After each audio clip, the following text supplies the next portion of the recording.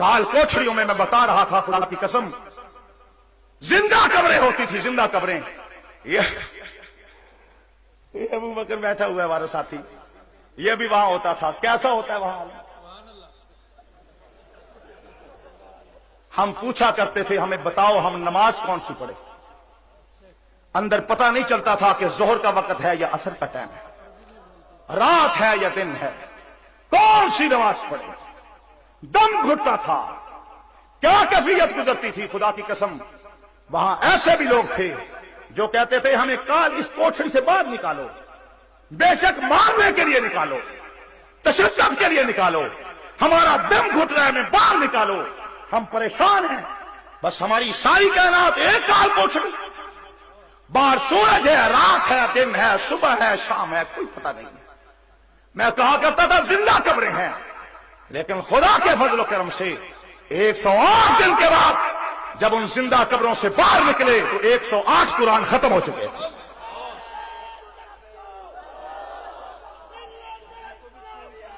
हमें कहते हैं ये डर गए। हम अल्लाह के सिवा किसी और का डर दिल में रखना कुफर समझते हैं।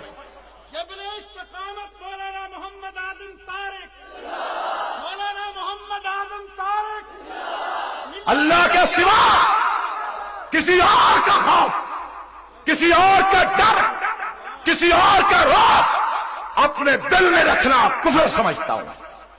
काफिर होकर मरूं अगर खुदा के सिवा किसी और से डरूं। तुम कहते हो वर्दी से डर गया, और मैं कहता हूं, तुम कहते हो वर्दी उतारो, मैं कहता हूं बूट भी साथ उतार लो। तुम तो कहते हो ना वर्दी उतारो, मैं कहता हूं साथ बूट भी उतार लो, बूट भी उतार लो। हम नहीं डरते किसी से, ना किसी का हम परेशान है, किसी का कोई एहसान नहीं है। उन्होंने तो जेलों में डाला था, कोठरियों से निकाल कर असेंबली में पहुंचाने वाला मेरा खुदा है, और कोई नहीं है। दोस्तों, मैं अर्ज कर रहा था, सहाबा किराम की इज्जत और नामूस का मसला हमारे ईमान का मसला है। अल-यौम अकमलतु लकुम दीनकुम, आज मैंने मुकम्मल कर दिया तुम्हारे लिए। जोर से बोलना है, किसका दीन? सहाबा का दीन। किसका दीन? किसका? सहाबा का। सहाबा दीन वाले, दीन सहाबा वाला। दीनदार वही है जो सहाबा का हुक्मदार है, जो सहाबा का हुक्मदार नहीं है ला शक बेईमान हो सकता है, मगर सहाबा का दुश्मन दीनदार नहीं हो सकता। वाखिर दावाना अल्हम्दुलिल्लाह रब्बिल आलमीन। पाकिस्तान का निज़ाम काफिराना है और हम इस काफिराना निज़ाम के शहरी हैं। क्या इसका कोई कफ़ारा है? हम ऐसे मुल्क में रह रहे हैं जिसमें अल्लाह का कानून नाफिज नहीं है, जिसका माली निज़ाम सूद और जुए पर है।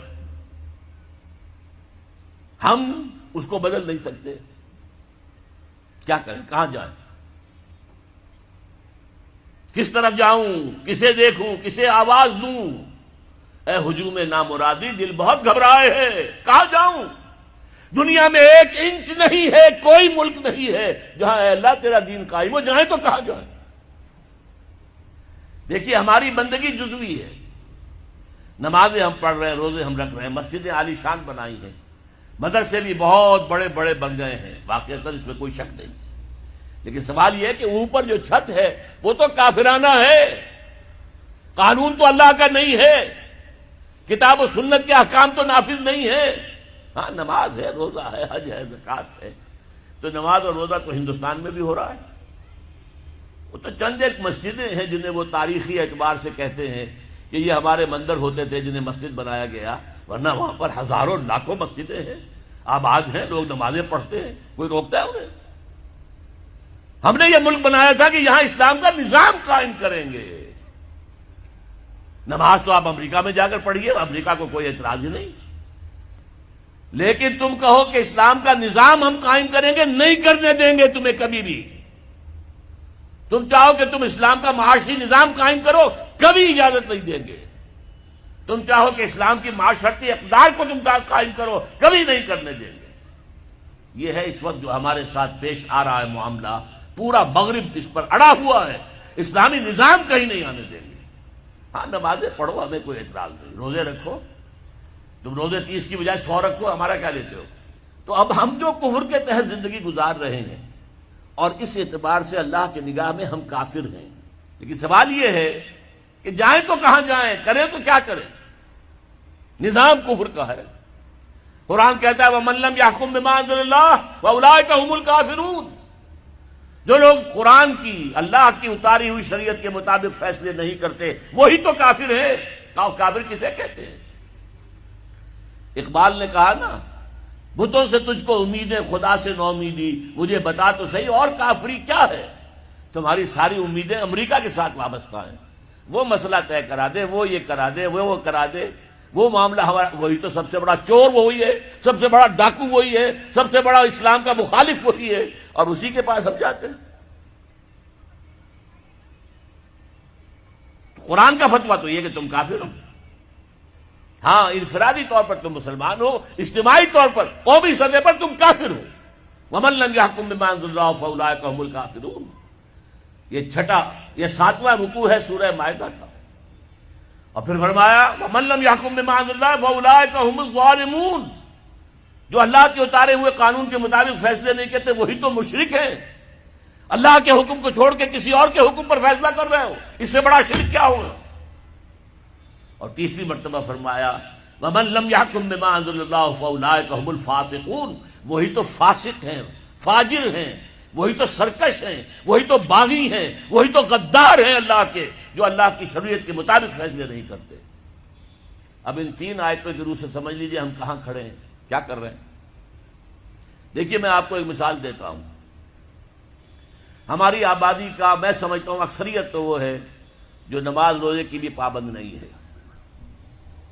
ان چیزوں کا چرچا شہروں میں زیادہ، دیہات میں بہت کم رہ گیا، بہت کم، بہت کم، اور ہماری 70% آبادی دیہات کے اندر ہے۔ اچھا، جو نمازیں پڑھتے روزے رکھتے ہیں، خاص طور پر شہروں کے کاروباری لوگ، وہ بلیک مارکیٹنگ بھی کرتے ہیں، وہ حسابات بھی غلط دیتے ہیں، جھوٹ بولتے ہیں، جھوٹ یا حلف اٹھاتے ہیں کہ یہ حساب ہم حلفیہ میں کہہ رہا ہوں یہ حساب صحیح ہے، جاتے حساب غلط ہے۔ سودی کاروبار کرتے ہیں، اپنے کاروبار کو بڑھانے کے لیے سود کا قرضہ لیا ہے، سودی قرضہ لیا بینک سے، اپنی بلڈنگ بنانے کے لیے بہت بڑی قرضہ لیا ہے بینک سے، تو ان کی عبادت کیا ہوئی؟ وہ اس آیت کے ذیل میں آ گئے کہ نہیں؟ افتؤمنون ببعض الکتاب وتکفرون ببعض فما جزاء من يفعل ذلك منكم الا خزي في الحياة الدنيا ويوم القيامة يردون الى اشد العذاب وما الله بغافل عما تعملون۔ لیکن میں ان کو بھی چھوڑتا ہوں۔ فرض کیجئے ایک شخص ہے، نماز پڑھتا ہے پوری 5 وقتہ مسجد میں، رمضان کے روزے رکھتا ہے، اور بھی اللہ توفیق دیتا ہے ایام 20 کے روزے رکھ لیتا ہے، یا ہفتے میں 2 روزے رکھتا ہے، سوموار کے اور جمعرات کے وغیرہ، زکوٰۃ دیتا ہے، کاروبار بھی سارے حلال کر رہا ہے، حرام نہیں کر رہا، سود میں بھی براہ راست ملوث نہیں ہے، نہ پیسہ سود پہ اوپر بینک میں رکھ کر سود کھایا، نہ سود پر قرضہ لے کر کوئی اپنا کاروبار بڑھایا، نہ کوئی اپنا کارخانہ لگایا، نہ کوئی اپنے بلڈنگ اونچی بنائی، پردہ بھی اس نے اپنے گھر میں بالکل شرعی نافذ کر دیا۔ وہ اس پورے اسلام پر کاربند ہے جس میں وہ کاربند ہو سکتا ہے اس وقت، لیکن وہ اس قوم کا فرد ہے جو قوم اللہ کے فتوے کے مطابق کافر قوم ہے، جو اللہ کے فتوے کے مطابق مشرک قوم ہے، جو اللہ کے فیصلے کے مطابق فاسق و فاجر قوم ہے۔ قوم کے فرق تو ہم اسی کے ہیں۔ چور کا ہاتھ تو نہیں کاٹا جا رہا، ڈاکوؤں کو وہ سزا تو نہیں جا رہی سورہ مائدہ میں جو آئی ہے، ان کے ہاتھ اور پاؤں مقابل سم سے کاٹ دیے جائیں، یا یہ کہ انہیں ملک سے باہر دفع کر دیا جائے، قتلوا تقتیلا، ان کے ٹکڑے کر دیے جائیں۔ ڈاکوؤں کو کوئی سزا ملتی ہے ایسے؟ لیکن اصل میں جو لوگ شور مچا رہے ہیں وہ ہیں جو کہتے ہیں کہ یہ اسلامی سزائیں وحشیانہ ہیں۔ بے نظیر بھٹو کا کہنا ہے یہ وحشیانہ سزائیں ہیں، اللہ کی دی ہوئی سزائیں وحشیانہ ہیں، معاذ اللہ ثم معاذ اللہ ثم معاذ اللہ، کلمہ کفر ہے۔ اب اس کا کیا علاج ہے ہمارے پاس، کیا کریں؟ میری بات کو توجہ سے سنیے، اس نظام باطل کو ذہناً تسلیم مت کرو، اس نظام باطل کی خدمت مت کرو، don't reconcile with it, don't serve it, don't support it. اس نظام کے تحت پھلنے پھولنے دولت مند بننے کی کوشش مت کرو،